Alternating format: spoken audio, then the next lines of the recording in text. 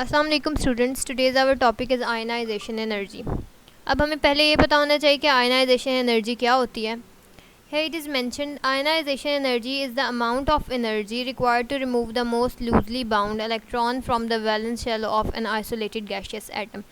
अब यहाँ पे आपको एक चीज़ पता होना चाहिए कि आयनाइजेशन एनर्जी क्या है। Ionization energy is amount of energy की मकदार है जो कि रिक्वायर्ड होती है, यानी चाहिए होती है। हमें किस लिए चाहिए होती है ये अमाउंट ऑफ एनर्जी?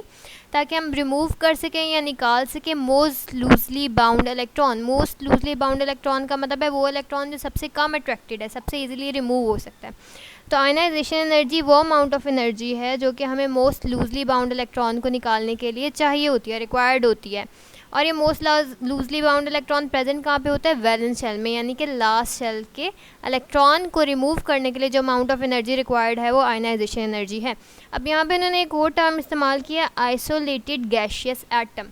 आइसोलेटेड का मतलब होता है एक, गैशियस का मतलब होता है गैस के फॉर्म में, and atom. So isolated gaseous atom का मतलब है one atom which is in its gaseous state. तो अगर आप इस डेफिनेशन को समझो तो आपको पता चलता है कि आयनाइजेशन एनर्जी वो अमाउंट ऑफ एनर्जी है जो कि हमें चाहिए होती है, रिक्वायर्ड होती है जब हम most loosely bound electron remove कर रहे होते हैं किसी भी आइसोलेटेड गैशियस एटम के वैलेंस शेल से। ठीक है, ये अमाउंट ऑफ एनर्जी फिक्स्ड होती है। जैसे कि अगर हम लोग हम कहते हैं कि यहाँ पे अगर हम लोग सोडियम को देख लें तो सोडियम के अगर 1 मोल में से इलेक्ट्रॉन्स निकलें, यानी एक एटम में से एक इलेक्ट्रॉन निकलता है 1 मोल, यानी 6.02 × 10⁻23 एटम्स में से इतने ही इलेक्ट्रॉन निकले, तो जो अमाउंट ऑफ एनर्जी उसके लिए रिक्वायर्ड होती है वो कितनी होती है? 496 किलो जूल्स पर मोल।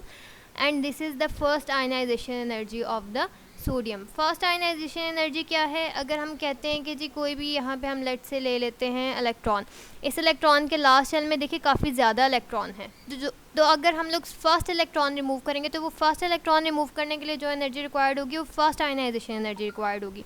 इस इलेक्ट्रॉन को रिमूव करने के बाद अगर हमने सेकंड इलेक्ट्रॉन भी रिमूव करना है तो तब जो हमें एनर्जी रिक्वायर्ड होगी वो सेकंड आयनाइजेशन एनर्जी रिक्वायर्ड होगी।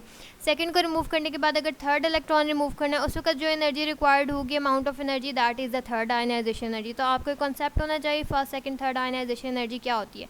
और आयनाइजेशन एनर्जी क्या है? It is this amount of energy जो कि रिक्वायर्ड है ताकि वैलेंस शेल में से जो मोस्ट लूजली बाउंड इलेक्ट्रॉन है उसको रिमूव किया जा सके। So you have to now keep this in mind that what is ionization energy. Further हम इसके ट्रेंड्स पढ़ते हैं इन पीरियड्स एंड ग्रुप्स।